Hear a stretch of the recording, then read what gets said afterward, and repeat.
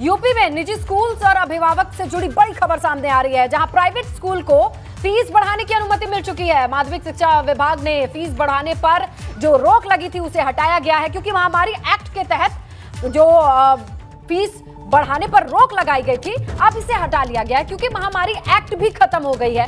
इसलिए जो रोक लगी हुई थी वो हट चुकी है। अपर मुख्य सचिव माध्यमिक आराधना शुक्ला ने यह आदेश जारी किया है। अब स्कूल्स फीस बढ़ा सकते हैं। आपको पता है, कोरोना के चलते, महामारी एक्ट के चलते यह फैसला था कि कोई भी स्कूल फीस नहीं बढ़ा सकता है जब तक महामारी एक्ट लगी हुई। अब इस बीच बड़ी जानकारी आ रही है, चलिए डिटेल लेते हैं सहयोगी शैलेश अरोड़ा से। तो शैलेश, अब तमाम स्कूल प्रशासन इसी तरफ देख रहे होंगे कि ये एक्ट खत्म हो और अब जाकर के फीस बढ़ाने की उन्हें छूट मिलेगी। बिल्कुल, देखिए, निश्चित रूप से जिस समय कोविड चल रहा था, बीच में जब लॉकडाउन का समय आया, तो उस समय प्रदेश सरकार की तरफ से स्कूलों को हिदायत दी गई कि वो इस शुल्क की वृद्धि नहीं करेंगे। लगातार 2 साल तक शुल्क वृद्धि पर रोक लगाई गई थी। लेकिन अगर बात करें तो 31 मार्च को प्रदेश में जो पैंडेमिक एक्ट चल रहा था वो खत्म हो गया, उसको आगे नहीं बढ़ाया गया है। और इसी बीच एक चीज हम आपको और बताएं अपने दर्शकों को कि जो निजी स्कूल थे वो हाल ही में भी हाईकोर्ट भी चले गए थे और वहां पर भी उन्होंने एक याचिका दाखिल की थी कि स्कूलों को फीस बढ़ाने की अनुमति दी जाए। लगातार 2 साल से फीस वृद्धि न होने से स्कूलों के संचालन मुश्किल हो रहा है, ये उन्होंने तर्क दिया था, दलील दी थी।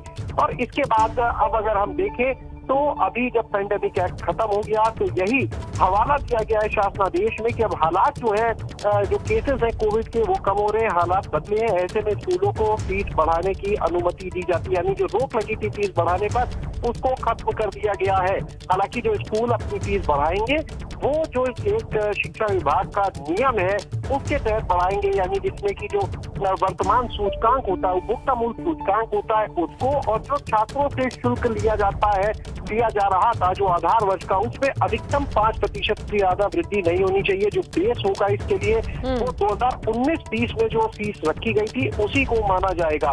तो लेकिन निश्चित रूप से देखिए, स्कूलों की मांग अपनी जगह जायज थी कि उनको स्कूल चलाने हैं, ऐसे में वो फीस वृद्धि की मांग कर रहे थे। लेकिन निश्चित रूप से अभिभावकों को एक बड़ा झटका लगा है, वो भी उस समय आप देख सकते हैं पेट्रोल डीजल के दाम बढ़ रहे हैं, सब्जियों के दाम बढ़े हुए हैं, तो यानी महंगाई का एक दौर। और इसी बीच में जब फीस भी बढ़ेगी तो निश्चित रूप से उनके अभिभावकों के ऊपर भी बोझ और बढ़ेगा, ये तय है।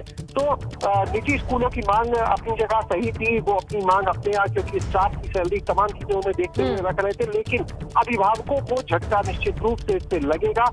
भले ही गाइडलाइंस दी गई है कि शुल्क किस आधार पर बढ़ाना, लेकिन देखना ये होगा कि स्कूल्स, निजी स्कूल्स उसका कितना पालन करते हैं, क्योंकि कई बार ऐसी शिकायतें सामने आती है कि कुछ स्कूल जो है वो नियमों से इतर जाकर शुल्क वृद्धि भी कर लेते हैं।